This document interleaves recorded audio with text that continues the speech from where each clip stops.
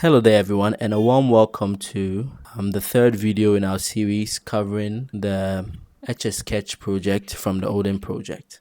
So in this video, we want to do a couple of things. We want to do some refactoring first, or even before that, let's just look at what we did in the last video. Okay, so in the last video, we were able to create this grid toggle button that when you click it, we are able to show or hide the grid lines in our sketch area. And of course, our slider also works to change the resolution of our sketch area. Okay, so first of all, as I said, I want us to go to our styles.css file, come over here to this top class and remove this margin value.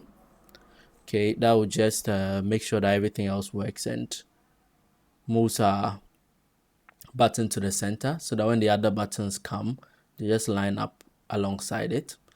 Then now we want to go to our script.js,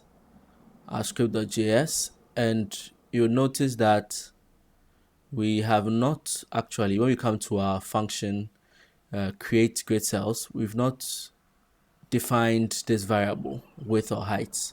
That was a mistake, and we'll go ahead and do that. So we'll just say let width or height equal 0. Okay, now with JavaScript, when you just create a variable like this without like defining it, it still works, but it makes it a global variable. We don't want that in that case, and it also looks a bit messy. This is a bit better when you define your variable fully like this. Now the next thing we want to do is rename some of our variables. I just want to change the names, just a little bit of refactoring. So we'll come to this create grid cells function, and we'll name it create grid squares. Then we can scroll down. We have remove grid cells. I want to change it to remove grid squares. I think over here we are using that function here, so we can change it to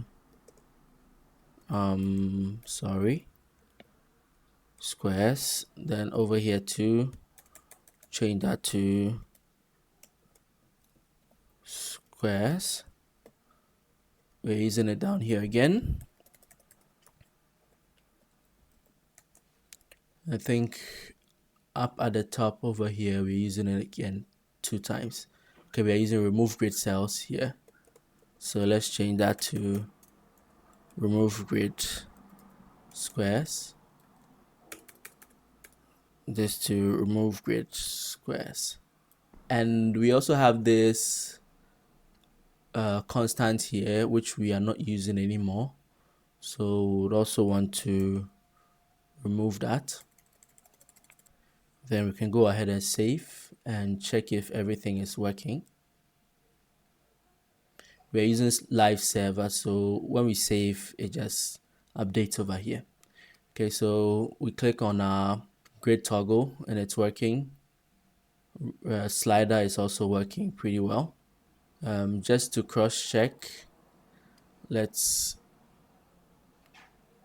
close our live server and then let's try and open it again.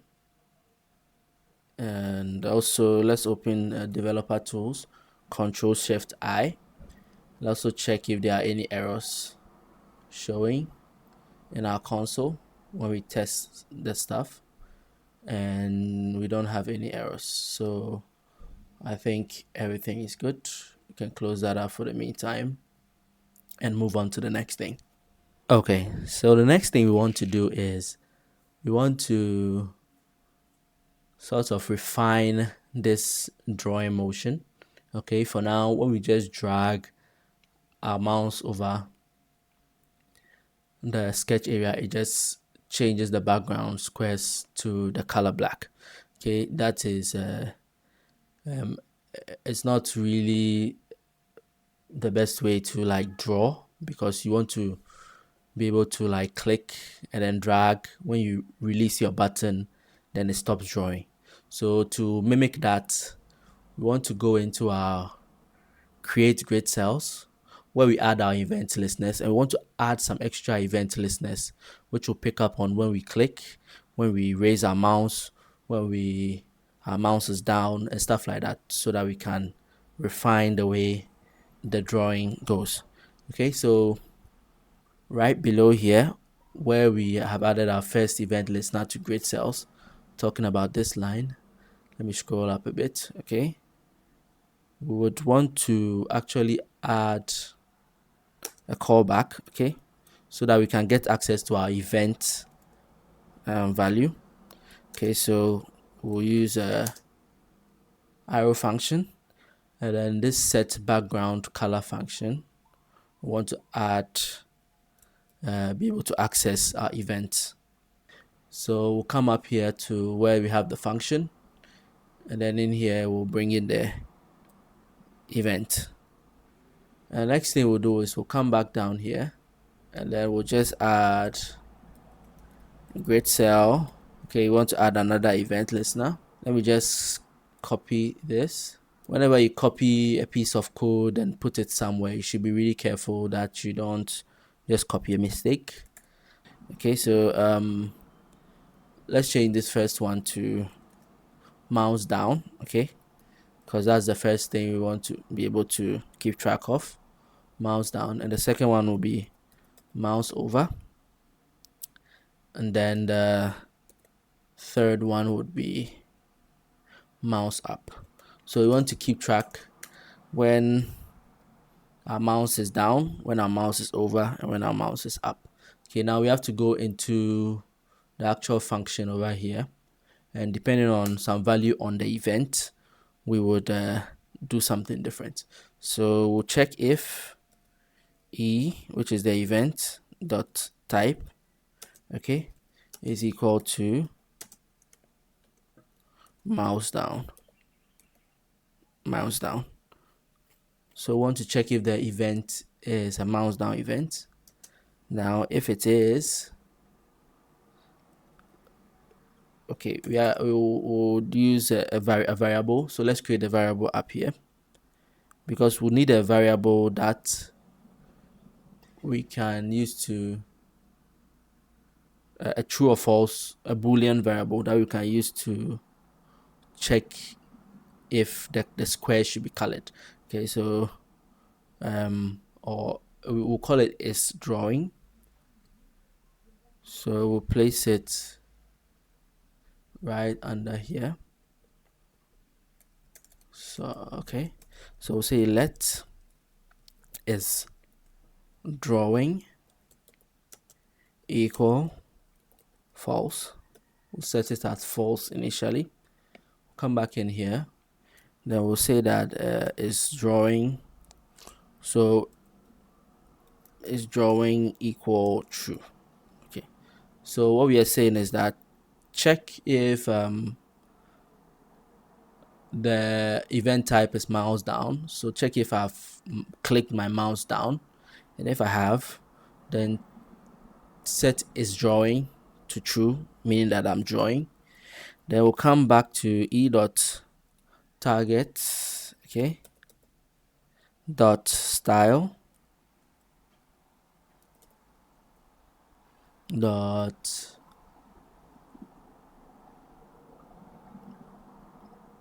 background color equal black. Okay, so basically we are going to e.target. E.target is the event, the when we add the event listener over here, we get the event object. We are checking that what DOM element is the event object targeting. That's going to be the e.target. Okay, then we get the style of that target, then the background color, and we change that to black. Okay, so Sorry about that. Okay, so let's save this. Let's check. Okay, so now when we just drag over, nothing happens. But okay, let's do it this way. Okay, so we can come to this sources tab over here, and over here we have our JavaScript code showing right here. So I just want to show you the value for the E. Okay, so let's put a breakpoint here. Okay, it's a way to test your code to see what the values are at specific points. So I can just put a value breakpoint over here, and I'll see my values appear over here. So okay, so you see the moment my mouse passes over here, this function, let's just reload. Okay, so the moment I pass my mouse over the sketch area, the function would run, because we've added an event listener on the square, like on each square we create using the create grid squares. Okay, so let me just pass it on. You see that it hits the breakpoint, so it runs this function and hits the breakpoint. If we come in here, we go to grid, we can see all our variables over here. Okay, so we have is drawing equal to false because we set it as false, and we just passed our mouse over. We didn't click. Over here we are looking at mouse down event, and then that's when we set is drawing to true. Okay, so we can just click over here for the code to continue running to the end. Sorry about that. I have to be careful I don't drag it over again. Okay, so now what I want to do is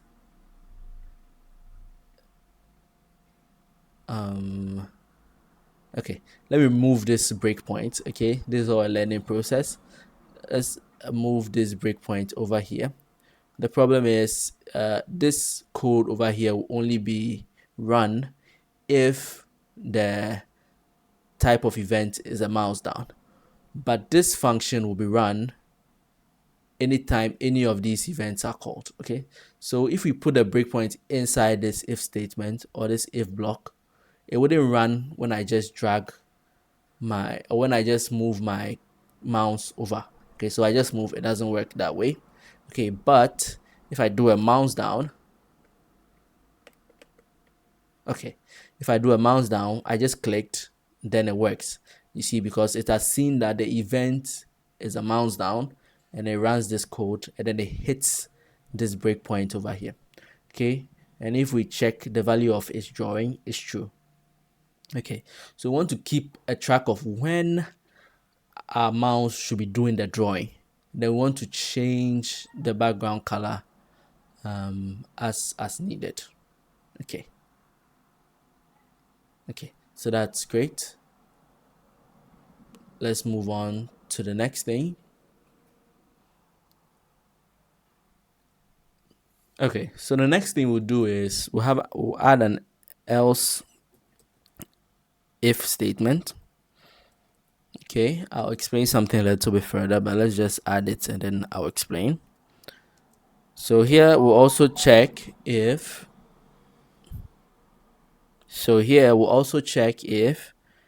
the e.type, the event type, is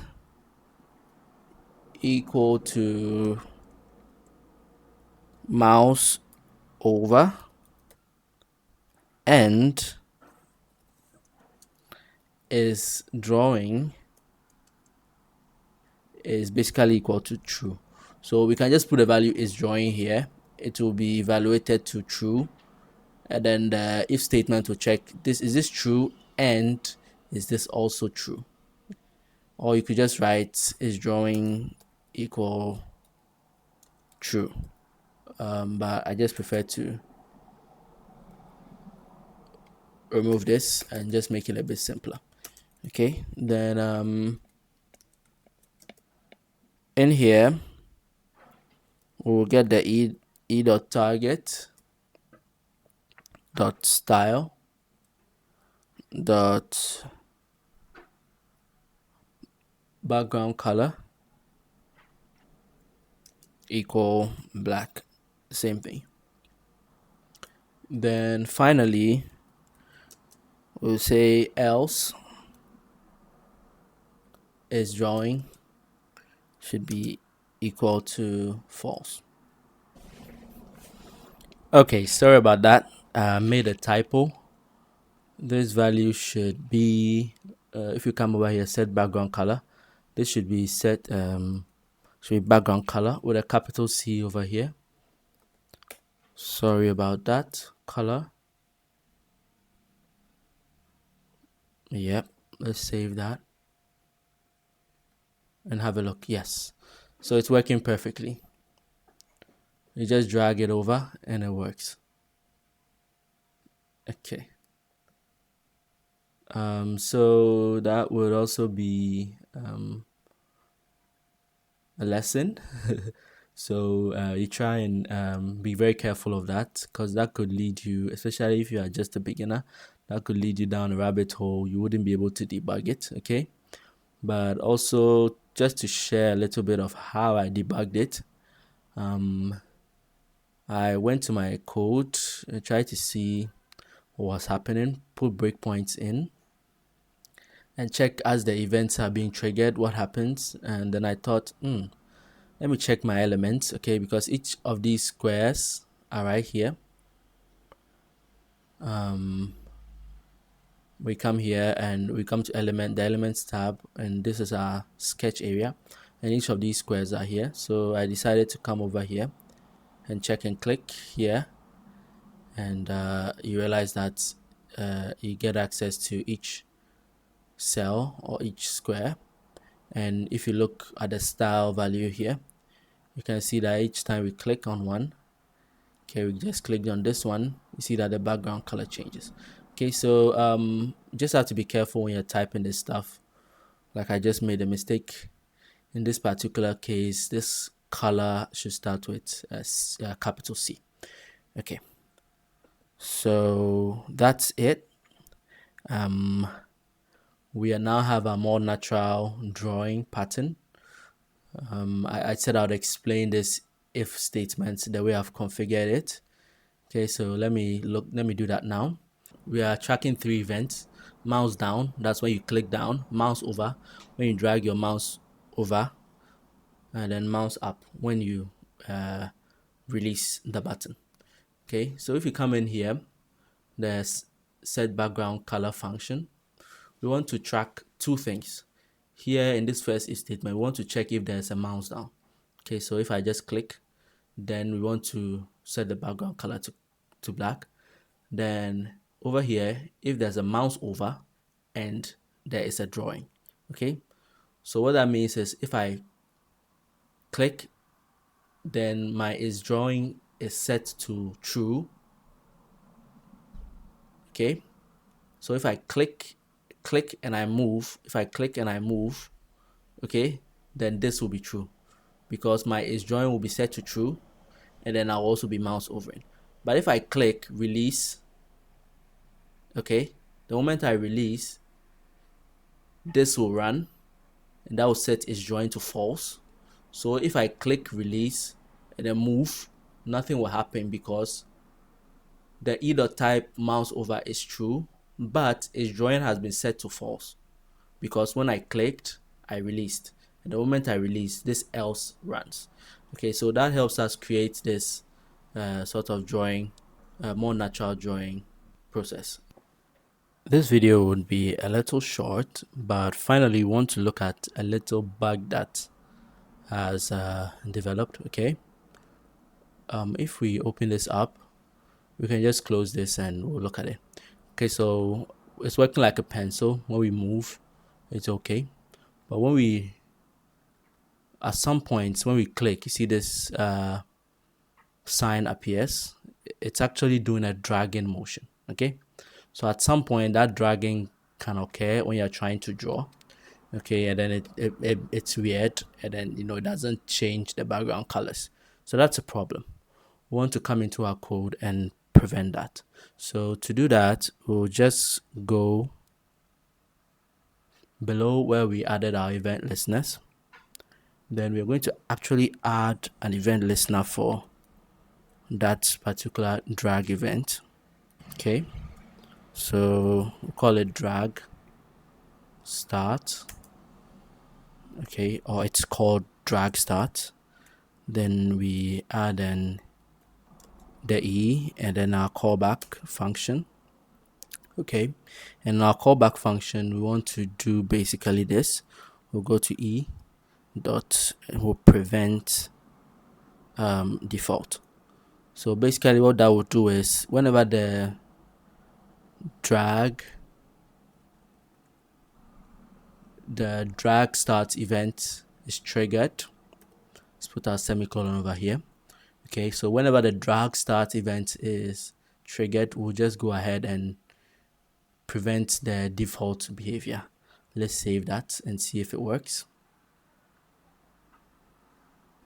So now we realize that we don't have that issue at all happening at all. Okay, no matter what we do, there's no dragging or carrying, and our drawing just looks good. So thank you for watching this video. This was a short one, but I really wanted to concentrate on how to actually create this proper drawing effect. I hope it wasn't too confusing and you understand how we merge the different event listeners and use the if statements to create the effects you wanted. Thank you for watching and see you in the next video.